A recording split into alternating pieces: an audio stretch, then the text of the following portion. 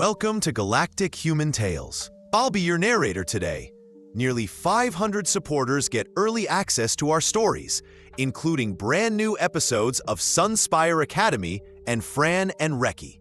If you'd like to unlock early access and support new episodes and future series, tap Join below to become a Galactic Human Tales member. Now, let's get into today's story. The Vin Interecies Academy for Strategic Studies had a smell older than history. Varnished stone, ancient dust, recycled air, and faint ozone from generations of holographic projectors. At the very back of the grand amphitheater sat a single human, slouched in his chosen spot, hood up, music playing low in one ear. In his lap rested a paper notebook, an object of curious fascination. Among his alien peers, not filled with lecture notes, but sketches of plumbing systems and water purifiers. A few rows down, Rova of the Jotun methodically sharpened a combat knife the size of a human forearm. Her 4 rocky arms moved with the precision of a creature born on a high-gravity world. Near the front, Prince Arian of the Athelian Ascendancy preened emerald and sapphire feathers, each movement practiced and elegant. Rova, must you? The rasping of your blade is positively barbaric, Arian sniffed. My blade, Rova replied evenly, reminds me all furies end at a sharp edge. Arian's gaze swept dismissively to the back, and as grating as the presence of that exchange student. What is there to learn from a species that stumbled into space covered in soot and desperation? Near Rova, a small floating containment suit shimmered with nervous text.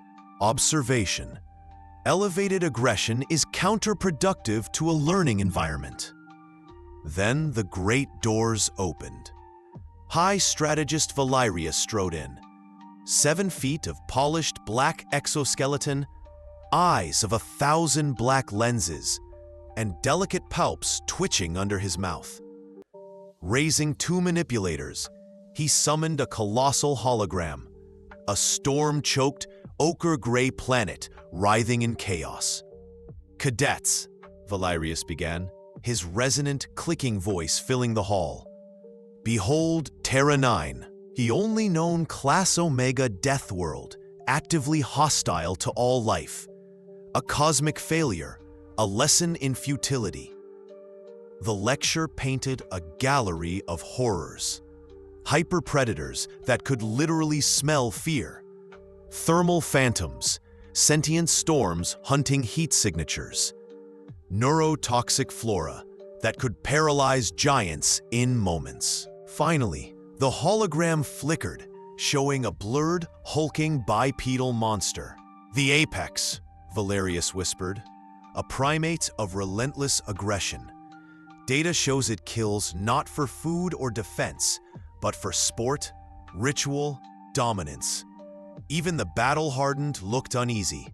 The silence was thick enough to crush thought." Then from the back, a single hand rose lazily. Sorry, sir," came a quiet voice, husky from disuse. "Didn't catch that last part." Valerius clicked in annoyance. "I was concluding that this world is beyond hope, cadet, uninhabitable by any measure." The human tilted his head at the image. "Oh, right. Death, doom, bad real estate. Got it. Just, you're using the old name. We call it Earth." For a moment, the universe itself seemed to stop. Arian's feathers flared in shock. Rova's blade froze mid-stroke. The small floating suit of Glip went utterly still. "Sir," the human added quietly, "that's my homeworld." Valerius's palps twitched wildly. "Impossible. Official records say your species hails from Epsilon Randi 2b. "Yeah, when your first contact team came, we gave them coordinates to a terraforming site nearby. Figured it was safer." Arian sneered, regaining his composure. Is that why your kind wears armor just to sit in a lecture? The human tugged at the fabric draped over him. This? It's just warm. Has pockets. Desperate to recover authority, Valerius challenged him. Then enlighten us. Explain your so-called home. Slowly, the human walked forward, hands in pockets. That hyperpredator? A grizzly bear. Big and grumpy, but mostly wants berries and fish. Just carry bear spray. The sentient storm? That's a hurricane or tornado. Scary, yes, but we name them, prep, and carry on. The neurotoxic vine? Poison ivy. Annoying rash if you're allergic. First thing you learn at camp. Finally, looking up at the blurred apex predator. That's us, humans. And that's not even our final form. Looks like a hockey goalie. The ritual dominance? We call it the Stanley Cup playoffs. He spoke with complete calm, turning nightmare into routine. The galaxy's apex horror was Tuesday. Valerius's mandibles clacked in panic. This is an outrage. This creature's very presence is contamination. Arian, pride bristling, declared, Then we test him. Valerius seized the idea. Yes, a perfect simulation, Terra 9, recreated from probe data. 4 cadets, 3 hours, survive and secure water. Silence followed, until Rova stood, cracking her stone knuckles. I wish to see what the soft skin can do when death bites back.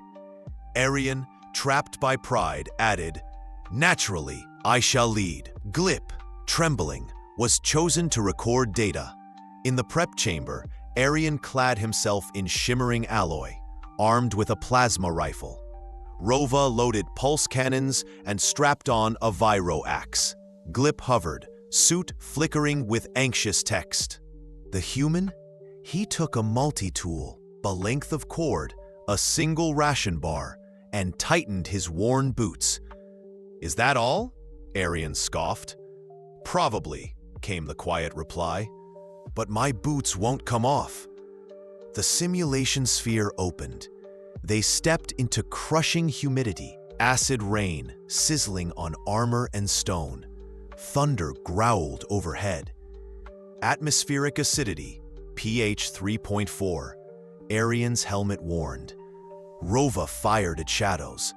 Glip trembled. The human simply pulled up his hood, tasted the rain, and muttered, Smells like Pittsburgh. While the others panicked, he scanned the terrain, eyes catching a limestone outcrop. Without a word, he walked toward shelter. Inside, the team huddled as acid rain hissed against stone. Arian's voice crackled.